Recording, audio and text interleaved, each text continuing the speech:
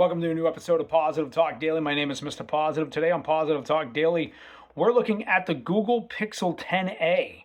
That's a phone that just came out today. And is this a phone you should purchase in 2026? I think it is. We're going to go over the details of the phone.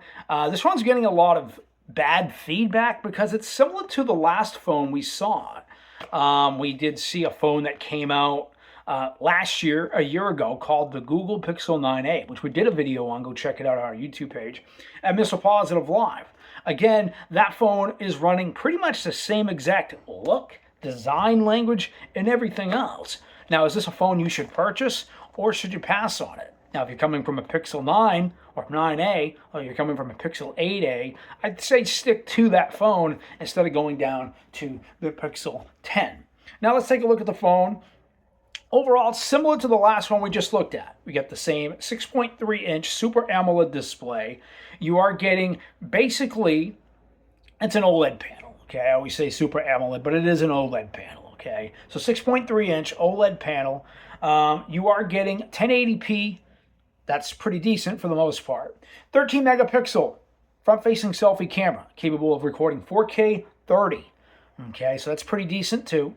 You can also do 1080p 60 frames per second, so not terrible at all. We're running the same chipset under the hood as the Google Pixel 9a. So you're getting that Tensor G4 chip with 8 gigs of RAM, no changes there. You are getting an updated Gorilla Glass, though. It's called Gorilla Glass 7i. Now, the Pixel 9a was using Gorilla Glass 3, which we've seen on many phones, but it scratches quite badly. Around, you get a metal chassis that protects the phone. Around the side, it is a matte bag, but it's plastic. It's plastic, but it feels like a matte bag. Okay. Now, around the back, you got your Google logo. You got your 48-megapixel camera, same one found on the 9a, and you get that 13-megapixel ultra-wide. Now, there has been some improvements to the camera, not so much in camera performance, but there's a new camera mode. It's called camera coaching.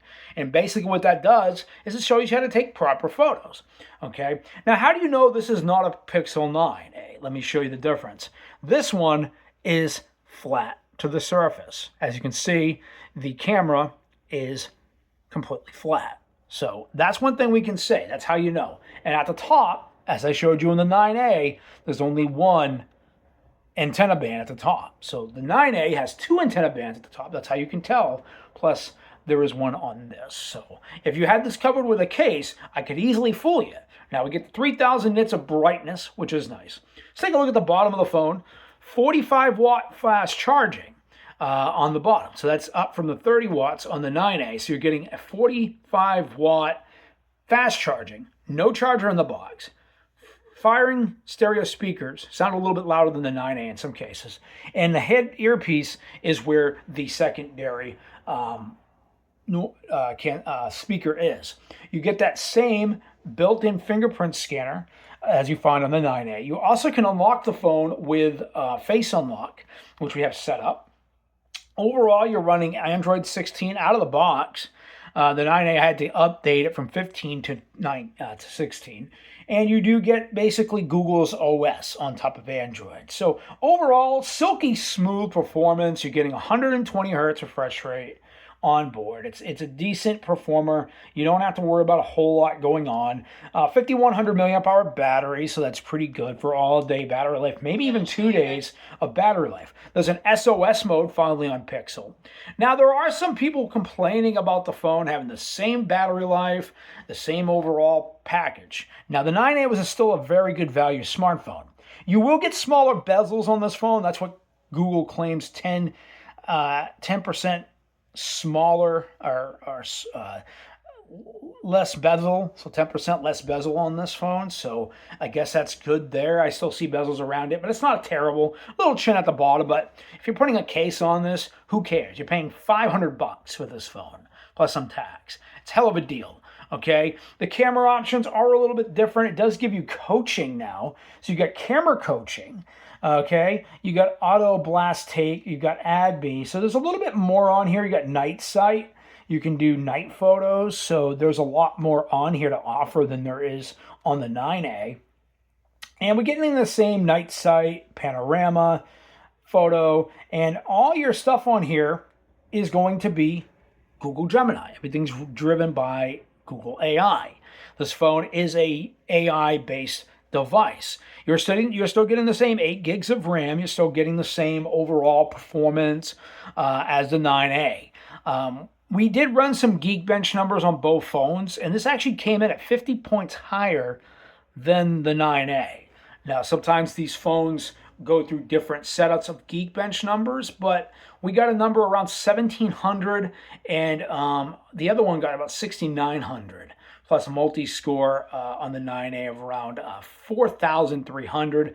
This one got 5,300. Plus close.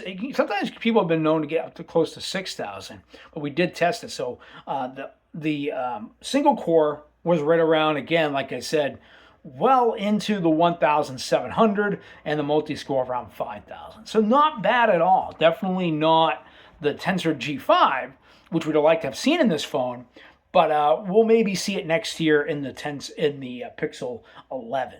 Pixel 11a when that comes out next year. Overall, this is still a very good phone. You're getting a better build quality due to the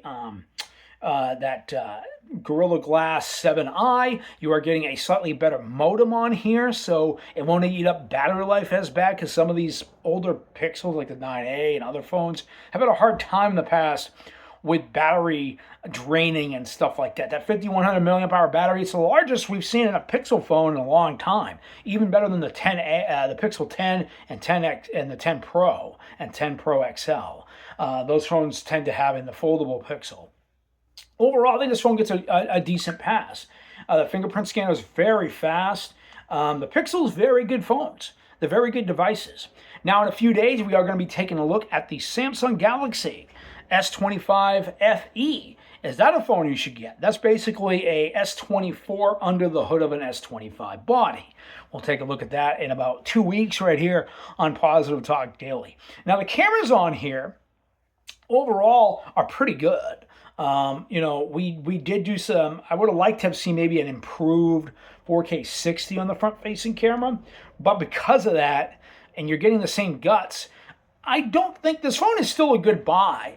But if you have the 8A or the 9A, this phone is not worth an upgrade. Now, if you're coming from a 6A, 7A, hell yes. But if you're coming from an 8A and the Tensor G3 or G2, that's a G2. I should have said it was G2. If you're coming from the Tensor G2 chip in the Pixel 8A to this thing, or I think it's the Tensor G3. I'm sorry, because there's so many of them. And, if you're coming from something like a Pixel 8, 9, stick to those phones, because the only upgrades you're getting is you are getting the main camera from the Pixel 10. That's probably one of the things. But you're getting the process imaging from a year-old chip from 2024. Now, they cut some corners. You don't get the MagSafe compatibility on here. You don't get that. And they put that on the 10 and 10 Pro and 10 Pro XL.